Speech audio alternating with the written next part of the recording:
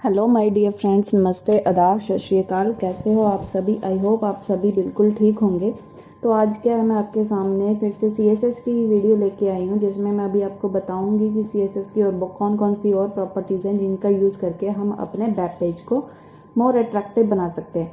तो जो ये प्रॉपर्टीज़ है ये सारी आती है हमारी CSS 3 के अंदर, मतलब CSS 3 मीन्स वर्जन CSS 3। ठीक है, इसमें क्या है, कुछ ड्रॉबैक्स भी हैं इसका, कि जैसे ये ब्राउज़र कंपैटिबल है, ये इंटरनेट एक्सप्लोरर पे वर्क नहीं करती है हमारी। ठीक है, तो ये मोजिला क्रोम इन पे वर्क करती है। तो इसमें क्या है, बहुत सारी चीज़ें हम जो कर सकते हैं, जैसे ट्रांजिशंस दे सकते हैं ना, बॉर्डर दे सकते हैं, बॉक्स का दे सकते हैं, एनिमेशंस लगा सकते हैं।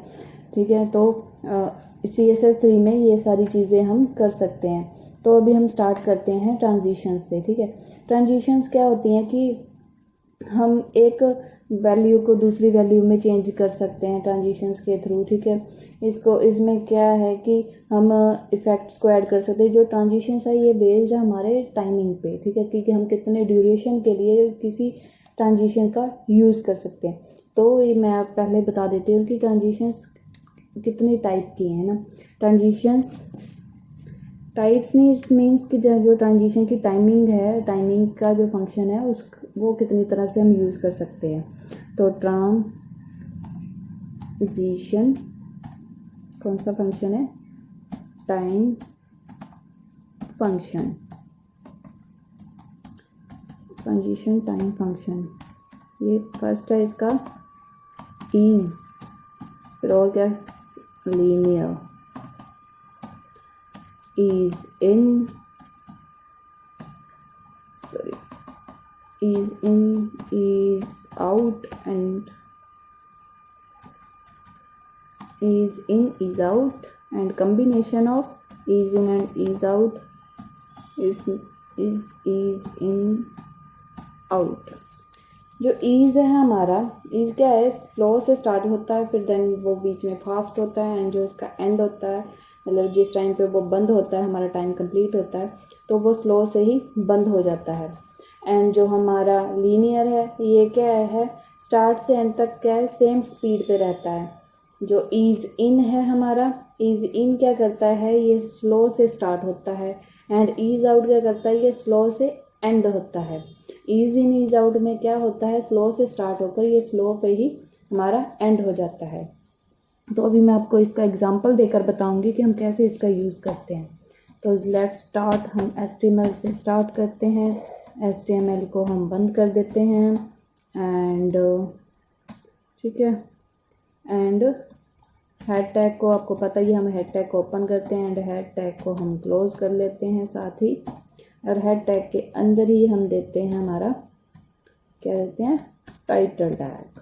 यस, मैंने ये भी बताया जो भी हम टाइटल के अंदर लिखते हैं वो हमारे वेब ब्राउज़र पे शो नहीं होता है। जैसे क्या है, दिस इज CSS 3।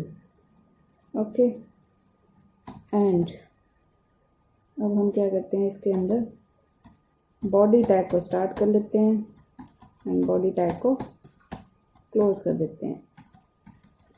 ये भी पता है कि जो भी हम डिस्प्ले कराते हैं अपने वेब पेज पे, वो सब कुछ किस में होता है, बॉडी टैग के अंदर होता है। जैसे मैंने हेडिंग दे देते हैं H1 की है कि आज हम करने क्या वाले हैं, आज हम करने वाले हैं स्टडी ऑन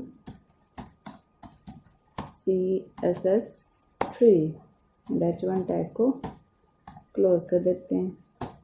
ओके, सेव करते हैं, एंड मैंने फाइल पहले ही बना ली थी, तो अभी हम ओपन करते हैं। हमने बनाई है ये CSS 3 के नाम से। इसको ओपन करते हैं, देखते हैं क्या आता है। ठीक है, स्टडी ऑन CSS 3। ओके, मैंने ये भी बताया था कि CSS 3 तरह की होती है, इंटरनल, एक्सटर्नल एंड इनलाइन। ठीक है, आज हम किस में यूज़ करेंगे, इंटरनल में कर लेते हैं वर्क। ठीक है, आप आपकी मर्जी है, आप इंटरनल में करना चाहते हैं या एक्सटर्नल में करना चाहते हैं, इट्स योर चॉइस। कि इंटरनल में करते हैं तो इंटरनल में आपको मैंने बताया था कि कैसे यूज़ करते हैं। हम हेड टैग के अंदर ही लिखते हैं स्टाइल टैग को। ठीक है, एंड स्टाइल टैग को क्लोज कर देते हैं। मैं आपको सारे बताऊंगी कि ईज इन ईज आउट क्या करते हैं सारे, ये लीनियर क्या होते हैं, तो इसको क्या करते हैं, जैसे div ले लेते हैं, div id is equals to, जैसे मान ली मैंने ले ली div1, ठीक है, एंड div1 को क्लोज कर देते हैं। ये भी बता देते हैं कि आपको कौन सी किसकी है, इज, ठीक है। मैं इसी को कॉपी कर रही हूँ, आईडीज चेंज कर देती हूँ, div2, ये कौन सी होगी मेरी, लीनियर, ठीक है, ये कौन सी होगी, इज इन, इसकी भी आईडी चेंज कर देते हैं, and then is out, and then हमारी इज इन एंड आउट, ठीक है। तो अभी हम CSS लगाते हैं। सबसे पहले हम क्या करते हैं, अभी मैं आपको बता देती हूँ कि क्या क्या शो हो रहा है विदाउट CSS, स्टाइल के बगैर। अभी ये सिंपल शो हो रही है, ठीक है। तो अभी हम क्या करते हैं, पहले सबसे पहले ये div को देते हैं। तो ये क्या सिलेक्टर है हमारा, div को हम div को हम CSS लगाते हैं, div करली ब्रेसेस ओपन। सबसे पहले क्या देते हैं हम, विड्थ दे देते हैं कितनी, 100 पिक्सल, एंड हाइट दे देते हैं इसकी कितनी, वो भी 100 पिक्सल, एंड देन इसको बैकग्राउंड कलर दे देते हैं, क्या दे देते हैं, रेड। ओके, चेक करते हैं कैसा आ रहा है। देख रहे हो अभी क्या पता नहीं चल रहा है कि कहाँ से div स्टार्ट है कहाँ पे एंड है। तो हम क्या करते हैं, यहाँ पे लगा देते हैं, चलो ब्रेक, ठीक है, बी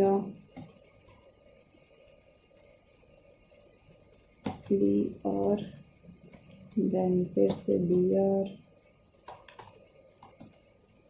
देन फिर से BR, ठीक है। सेव करते हैं। इन BR टैग से क्या है, मैंने आपको बताया था, ये क्या करता है, ब्रेक स्पेस प्रोवाइड करवा देता है। ओके, एंड इसके बाद हमने ये तो लगा दिया है कि सारा क्या है, विड्थ दे दी, हाइट दे दी, बैकग्राउंड कलर दे दिया। अब हम क्या करते हैं, इसको ट्रांजिशन इफेक्ट देते हैं। मैंने ये भी क्या बताया था कि जो ट्रांजिशन इफेक्ट है वो टाइम के हिसाब से दिया जाता है, किसको मैं किस चीज़ पे इफेक्ट करना चाहती हूँ, इसकी विड्थ पे करना चाहती हूँ, ठीक है। एंड मान लो मैंने अभी दिया 2 सेकंड्स के लिए लगा रही हूँ। अब किस div के लिए करना है वो, जैसे हैश मैंने बताया था आईडी के लिए यूज़ करते हैं, div1 के लिए लगा रही हूँ मैं अभी। तो कौन सा फंक्शन मैंने आपको बताया था, ट्रांजिशन टाइम फंक्शन, ठीक है, सिंपल, लेकिन आपने किया इज। और किस टाइम पे ये इफेक्ट हो वो भी हमें बताना पड़ेगा। जैसे मैं अभी दे रही हूँ div1 किसके, होवर पे, जब मैं उस पर होवर करूँ तभी ये इफेक्ट चले हमारा, ठीक है। उस टाइम पे क्या हो, मैंने विड्थ पे लगाया, इसकी विड्थ हो जाए हमारी कितनी पिक्सल, अपनी चॉइस आप दे सकते हो, 300 पिक्सल। तो मैं आपको बता देती हूँ कि अगर इसके बिना क्या हो रहा है, ठीक है। इसके विदाउट हम देख लेते हैं पहले क्या हो रहा है, हमारा इफेक्ट नहीं चल रहा है, ठीक है। तो अभी हम क्या कर रहे हैं, फिर से सेव कर देते हैं एंड सेव करते हैं फाइल। एंड अभी हम चेक कर लेते हैं कि अभी क्या इफेक्ट दे रहा है ये, ठीक है। देखो जैसे मैं इसको हटा रही हूँ, इफेक्ट दिख रहा है या बाकियों पे नहीं दिख रहा है, अभी किसी पे भी, अभी आप देख सकते हो, ठीक है। ट्रांजिशन टाइम फंक्शन इज, ऐसे क्या करते हैं, मैं इसी को कॉपी कर लेती हूँ बार बार, लेकिन इससे बेटर है, ठीक है। इज लीनियर लीनियर, ठीक है। और ये same as it is copy कर लेते हैं डेव 2 के लिए, और उसका इफेक्ट भी देख लेते हैं।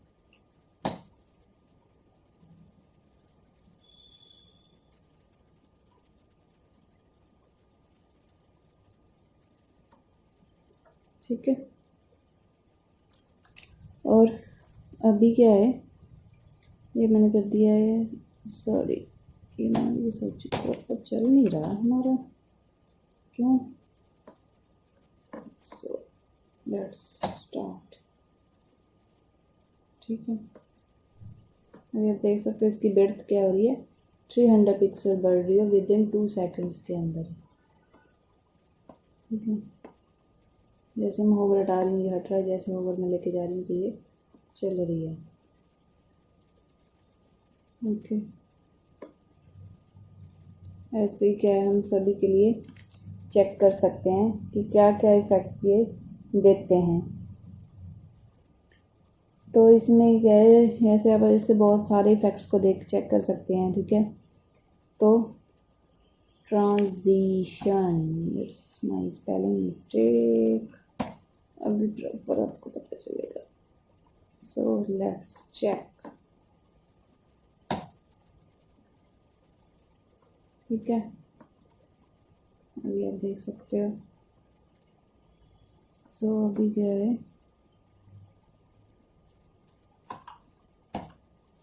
Transition time function, transition time function is, इससे क्या है कि पता चल जाता है इफेक्ट्स का। ऐसे हम किसी भी उस पर इफेक्ट लगा सकते हैं अपनी चॉइस के अकॉर्डिंग, या टाइमिंग को हम कम ज़्यादा भी कर सकते हैं। तो इसके अकॉर्डिंग जैसे भी हम चाहें, जहाँ पे भी चाहें, जो भी इफेक्ट लगाना चाहें, ये हम इस प्रॉपर्टी पे यूज़ कर सकते हैं, ठीक है। आपको आई होप आपको इतना तो समझ आ गया होगा कि हम कैसे इसका यूज़ करेंगे, ठीक है। अभी क्या है, एक सिंपल सा मैं लगा के बता देती हूँ कि मान लो मैंने हाइट एंड विड्थ मैंने दोनों बढ़ानी है, तो हम इसका यूज़ कैसे करेंगे, ठीक है, विदाउट एनी ईज आउट या किसी और का लीनियर का यूज़ किए बिना। तो अभी हम क्या करते हैं, ये वाली चीज़ें मैं हटा रही हूँ, ठीक है। आपको इतना तो समझ आ गया होगा कि ट्रांजिशन टाइम फंक्शन का यूज़ करके हम ईज लीनियर, ईज इन, ईज आउट अपने अकॉर्डिंग जैसा हम इफ़ेक्ट देना चाहते हैं हम वैसा इफ़ेक्ट इस पर लगा सकते हैं। तो अभी हम क्या करते हैं, मैं आपको सिंपल बता देती हूँ कि ट्रांजिशन सिंपल आपने अगर यूज़ करनी है तो हम कैसे करते हैं, ठीक है। अभी मैं क्या चाहती हूँ कि मेरी, अभी पहले मैंने विड्थ ही बढ़ाई थी, अब मैं चाहती हूँ कि मेरी हाइट भी बढ़े डिव के, जैसे ही मैं उस पर होवर करूँ, ओके। तो अभी हम क्या करते हैं, एक सिंपल एक डिव ले लेते हैं ना, बहुत सारे डिव लेने से बेस्ट है, आपको ज़्यादा इजीली समझ आ जाएगा, ओके।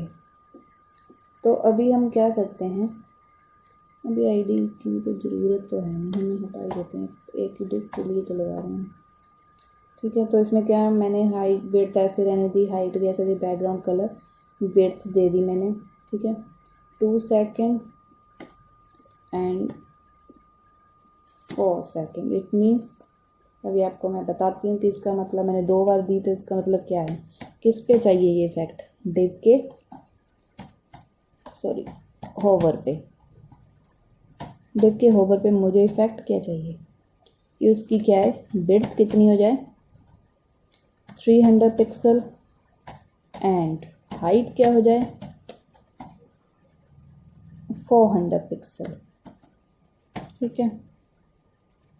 तो इसीलिए मैंने क्या दिया कि जो मेरी हाइट है वो 4 सेकंड में 400 पिक्सल हो जाए, जो मेरी विड्थ है वो 2 सेकेंड्स में 300 पिक्सल हो जाए, ठीक है। तो अभी हम चेक कर लेते हैं कि क्या आ रहा है इफेक्ट, पेज को रिफ्रेश करते हैं, ठीक है। अभी इफेक्ट क्या आ रहा है, ये आप देख सकते हैं कि क्या इफेक्ट है हमारा इस पर। अभी आपको इतना तो अभी क्या है, जैसे मैंने अभी बताया आपको, ठीक है। तो अभी क्या है, जैसे हाइट और विड्थ दे दी हमने, ठीक है। तो अभी मैंने यहाँ क्या किया, जस्ट विड्थ दिए, तो ये क्या करेगा, सिंगल विड्थ के लिए ही चलेगा। जैसे मैं हाइट को भी करना चाहती हूँ, तो इसके लिए मुझे क्या देना पड़ेगा, यहाँ हाइट कितने सेकंड में हो, 4 सेकंड के लिए, ठीक है। तो अभी सेव करते हैं एंड देखते हैं कि क्या आ रहा है। तो रिफ्रेश करते हैं एंड चेक करते हैं, ठीक है।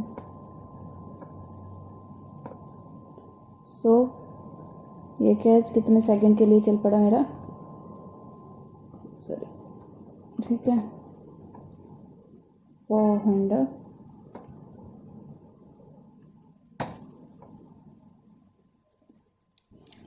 चला इफेक्ट। ये जैसे मैं हटाऊंगी,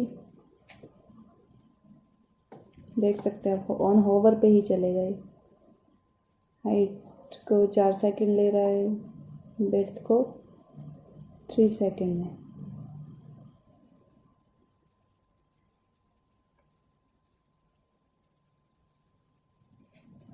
देख सकते हैं आप, ठीक है।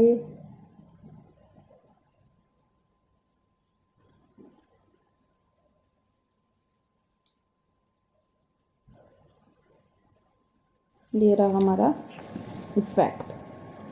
आप देख ही रहे हो अभी, ठीक है। ऐसे क्या हम बहुत सारी ऐसी चीज़ें हैं जिसका यूज़ करके हम लगा सकते हैं। अभी मान लो मैं यहाँ दे देती, सेम वैसे ही यहाँ पे लगा के देख लेते हैं। डिप के लिए वो चलती है, क्या है, ट्रांजिशन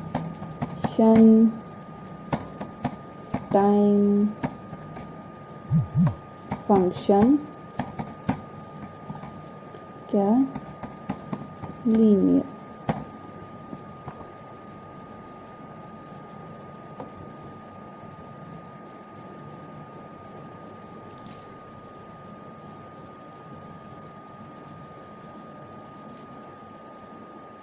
ठीक है। स्टार्ट, फास्टली स्टार्ट हो रही है एंड और देख रहे स्लोली ये बंद हो रही है। तो ऐसे क्या हम लगा सकते हैं ऐसे बहुत सारे फंक्शंस को, ठीक है। तो अभी क्या है, जैसे हम देते हैं पैडिंग, मार्जिन, ठीक है, वो क्या है। तो अभी मार्जिन और पैडिंग में क्या डिफरेंस है, पहले ये पता होना चाहिए।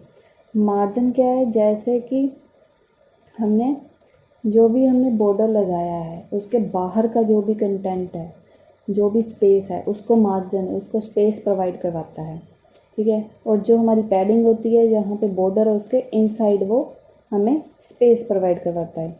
जैसे मान लो मैंने यहाँ लिख दिया कि डिप के अंदर this is my text area for top left bottom right, ठीक है। ऐसा कुछ भी आप लिख सकते हो।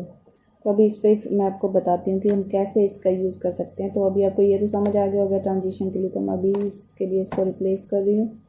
तो अभी मैं इसी पे आपको बताती हूँ कि हम कैसे मार्जिन, टॉप, ये सारी चीज़ें देते हैं। मार्जिन कैसे लगता है हमारा, पैडिंग कैसे लगता है, ठीक है। तो अभी मैं आपको बताती हूँ। जैसे क्या डिव के अंदर ही है, तो मैं डिव, इसको CSS हम देते हैं, ठीक है। तो इसके अंदर हम क्या दे रहे हैं, बॉर्डर कितना, 1 पिक्सल सॉलिड और ब्लैक, ठीक है। देख लेते हैं आ रहा है डिव को हमारे, रिफ्रेश, यस आ गया, ठीक है। बॉर्डर तो आ गया हमारा, है ना। तो अभी हम क्या करते हैं, इसको बैकग्राउंड कलर भी दे देते हैं, बैकग्राउंड कलर, बैकग्राउंड कलर क्या दिया, लाइट ब्लू देते हैं। ओके, देखिए आ गया। इसकी हाइट वेट कर देते हैं, हाइट दे देते हैं इसको 300 पिक्सल एंड विड्थ दे देते हैं 50% कर देते हैं। Okay, save.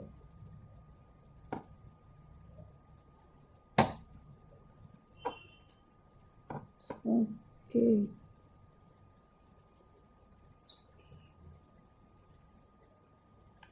हाइट, सो अभी चेक कर लेते हैं हाइट भी। ठीक है, ये हो गया। अभी मैं सबसे पहले क्या दे रही हूँ, पैडिंग देती हूँ।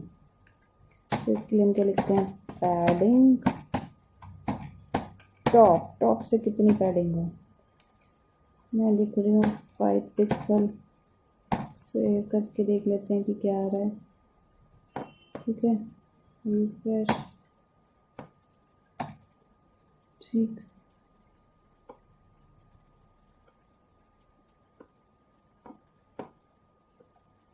पैडिंग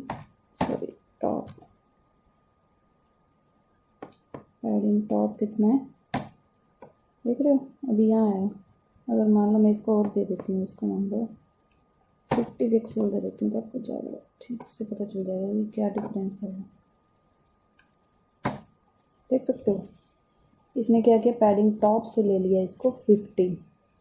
एंड ऐसे ही अगर मैं देती हूँ पैडिंग लेफ्ट से भी 50 पिक्सल, ये आप देखोगे पैडिंग लेफ्ट से भी कितना आ जाएगा, ये 50 पिक्सल्स। ठीक, राइट पैडिंग राइट से भी 50 पिक्सल। तो अभी इसकी आउटपुट भी चेक कर लेते हैं कि क्या आ रही है। देख सकते हो कि जब से भी इसने 50 पिक्सल्स छोड़ा है, ऐसे ही आ जाती हैं। अगर हम मान लो मैं एक ही चीज़ में करना चाहती हूँ, एक ही जगह बार बार ये पैडिंग सभी जगह देनी चाहती हूँ, टॉप लेफ्ट बॉटम राइट हर जगह से मैं पैडिंग देना चाहती हूँ, तो उसके लिए हमें क्या है कि ये नहीं करना पड़ता है कि हम इसको ऐसे लिखें अलग अलग तरीके से। तो हम सिंपल लिख सकते हैं, क्या, padding 50 pixels, 30 pixels, 80 pixels, 20 pixels. ठीक है, चेक कर लेते हैं। ठीक है, इसने क्या किया, टॉप से कितना ले लिया 50, और इधर लेफ्ट से 30, फिर ऐसे ही राइट से 80 एंड हमारा जो बॉटम है वहाँ से 20 pixels.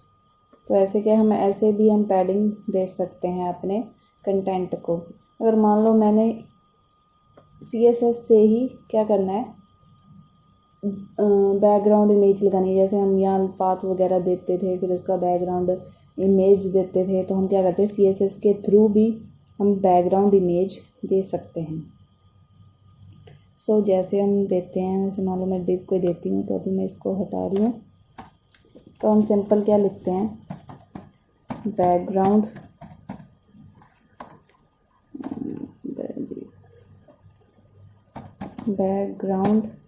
Image background image then this, इसके लिए कोई URL एंड this, ये सिंपल ऐसे लिखना होता है, जिसके अंदर हमें क्या करना पड़ता है, पाथ प्रोवाइड करवाना पड़ता है कि हमारी कहाँ पे पड़ा हुई है, जो इमेज हम लगाना चाहते हैं वो कहाँ पे है। ठीक है, तो हम क्या करते हैं, के लिए मैं इसको हटा देती हूँ और देख लेते हैं कि हम कौन सी इमेज लगा सकते हैं। ठीक है, तो जैसे अभी कौन सी लगाएं इसके लिए, चलो कुछ ढूंढते हैं, कोई इमेज हमें मिल ही जाए। ठीक है, चलो ये लगाते हैं इमेज ट्री। ठीक है, यहाँ से कॉपी कर लेते हैं नाम। अगर आपकी कहीं और पड़ी है तो हम इसको क्या करते हैं, पूरा पाथ देना पड़ेगा। अभी ये जहाँ पे मेरी फाइल पड़ी है वहीं पे मेरी इमेज पड़ी है, तो मैं सिंपल ये लिखती हूँ इमेज डॉट, इसकी एक्सटेंशन क्या है GIF। अभी चेक कर लेते हैं हमारे डिप पे ये आ भी रही है या नहीं आ रही है। सो चेक, यहाँ कुछ नहीं आया। ठीक है, तो इसका मतलब ये हमारी इमेज ठीक तरीके से नहीं आ रही है। तो इसको यहाँ पे क्या है, हमने सिंगल कोट्स लगा दिए थे, इसके अंदर हम लगाते हैं, ये चेक कर ही लेते हैं, तो कुछ ना कुछ तो होगा ही। सो लेट्स चेक,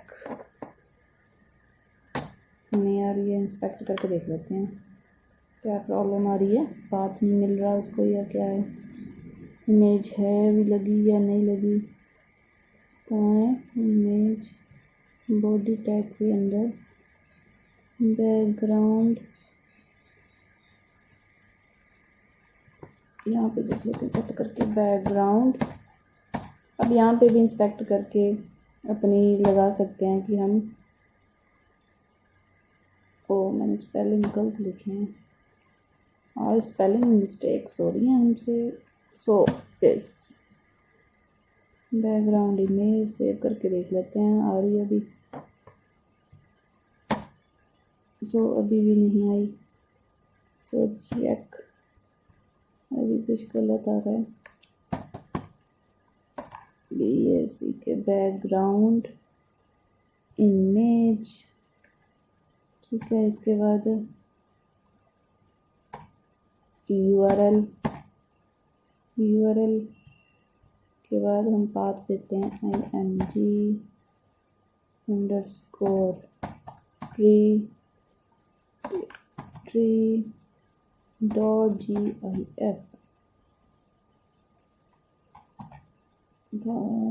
सेट कर देते हैं, देन चेक कर लेते हैं आ रही है इमेज तो है।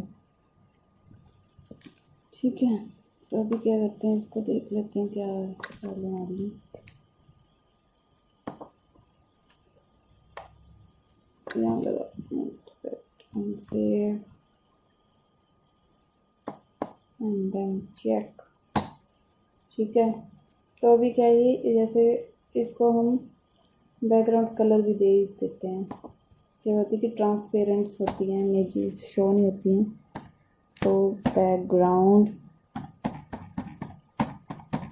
कलर जैसे मान लो मैंने दे दिया, ये भी मैं आपको बताऊंगी क्या ये क्या है, हेक्साडेसिमल्स हमारे कोड होते हैं, उनसे ये क्या है, ये कलर्स वगैरह जनरेट होते हैं हमारे। ठीक है,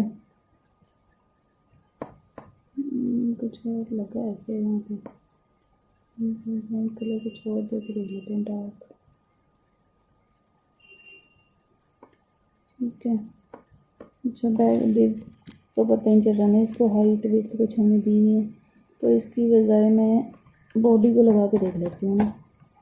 बॉडी टैग पे तो चली जाएगा शायद से, लेट्स चेक, यस आ गई हमारी इमेज। डिप पे इसलिए नहीं आ रही थी क्योंकि डिप पे कुछ कंटेंट नहीं है था, इस वजह से वो शो नहीं करी थी। ठीक है, अब जैसे ये क्या है, रिपीट हो रही है, मैंने तो एक इमेज लगाई बट ये बहुत सारी शो हो रही हैं, तो इसके लिए क्या करना पड़ता है हमें, जैसे मानना चाहते हैं सिर्फ एक ही बार मेरी जो है वो शो हो, तो इसके लिए क्या है, बैकग्राउंड रिपीट, इसको क्या है,